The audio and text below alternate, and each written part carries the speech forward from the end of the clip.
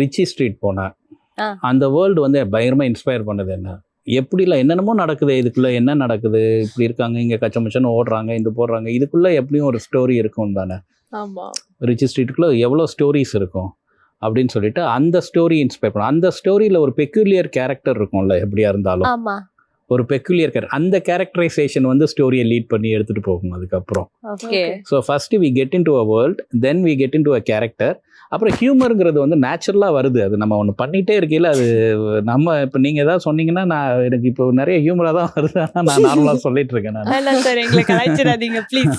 So அந்த இதுல எல்லாம் அது வந்து டச்சில் வந்துட்டே இருக்கு. அப்போது அந்த பெக்குலியர் கேரக்டர் போகையில் என்ன பிளாட்டுக்குள்ளே போகும் அப்படின்னு சொல்லி. ஸோ இப்போ திருப்பூருக்கு போனேன் நான். அந்த வேர்ல்டு வந்து பயங்கரமாக இருக்குது. ஒருத்தரை பார்த்தேன் திருப்பூரில் போய் பார்க்கையில், ஒரு நார்த் இந்தியன் ஒருத்தர் இருந்தார். உட்காந்தே இருக்கார், டேபிள் அடிச்சுட்டே இருக்கார். இது அந்த காஜா போடுற வேலையை என்னமோ சொல்கிறாங்க, டெக்னிக்கல் டேர்ம் தெரில எனக்கு. அந்த காலைல வந்தார், பான்பழாக்கோ ஏதோ போட்டு அதை அடிச்சுக்கிட்டே இருந்தார். துப்புறாரு, எடுக்கிறாரு, அப்படியே அடிச்சுக்கிட்டே இருக்காப்புல. தூக்கம் வருது, ஒரு 10 minutes தூங்குறாப்புல, திருப்பி எந்திரிக்கிறாரு, அடிச்சுக்கிட்டே இருக்காரு. எனக்கு ஒரே இது இன்ட்ரெஸ்டிங். அவர்கிட்ட போய் பேசிகிட்டு இருந்தேன் நான். அவன் ஒன்றும் புரியல அவங்கிறதுல. So is from Bihar. Okay. பீகார்லேருந்து இங்கே வந்து இந்த வேலையை பார்த்து இப்படி தூங்குறதுன்னா ஒரு லைஃப் இருக்கும்ல, ஒரு ஹிஸ்ட்ரி இருக்கும்ல.